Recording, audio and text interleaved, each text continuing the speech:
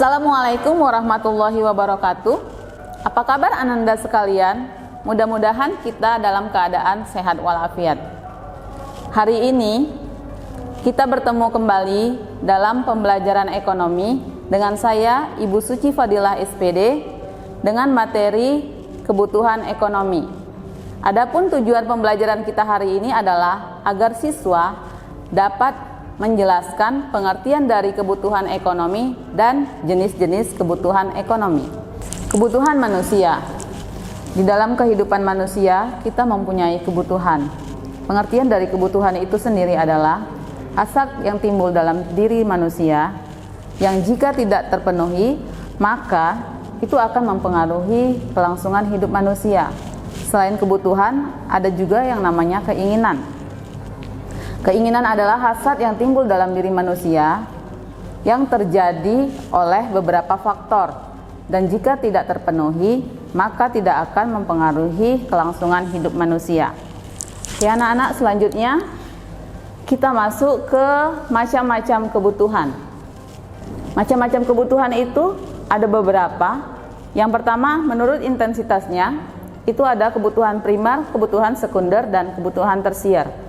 Kebutuhan primer adalah kebutuhan pokok, kebutuhan yang harus dipenuhi oleh manusia, dan jika tidak terpenuhi itu dapat mengganggu kelangsungan hidup manusia. Contohnya itu ada pangan, sandang, dan papan. Kebutuhan sekunder.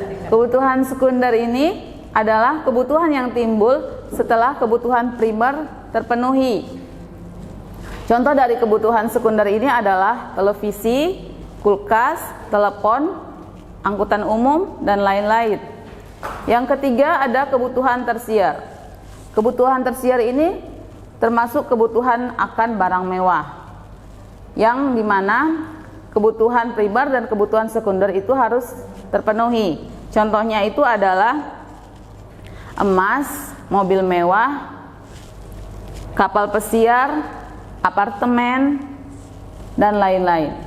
Selanjutnya, kebutuhan menurut waktunya. Kebutuhan menurut waktunya itu ada dua. Ada kebutuhan sekarang dan kebutuhan yang akan datang. Kebutuhan sekarang adalah kebutuhan yang harus kita penuhi sekarang juga. Contohnya itu ada orang yang sakit itu membutuhkan obat. Orang yang haus membutuhkan air. Orang yang lapar itu membutuhkan makan. Selanjutnya ada kebutuhan yang akan datang. Kebutuhan yang akan datang adalah kebutuhan yang dapat kita penuhi di masa yang akan datang. Contohnya ada tabungan dan asuransi. Selanjutnya ada kebutuhan menurut sifatnya. Kebutuhan menurut sifatnya adalah ada dua, yaitu kebutuhan jasmani dan kebutuhan rohani. Kebutuhan jasmani adalah kebutuhan yang berhubungan dengan jasmani kita. Itu contohnya ada makan, ada berolahraga, dan istirahat. Selain itu ada kebutuhan rohani. Kebutuhan rohani adalah kebutuhan yang harus kita penuhi yang berhubungan dengan rohani kita.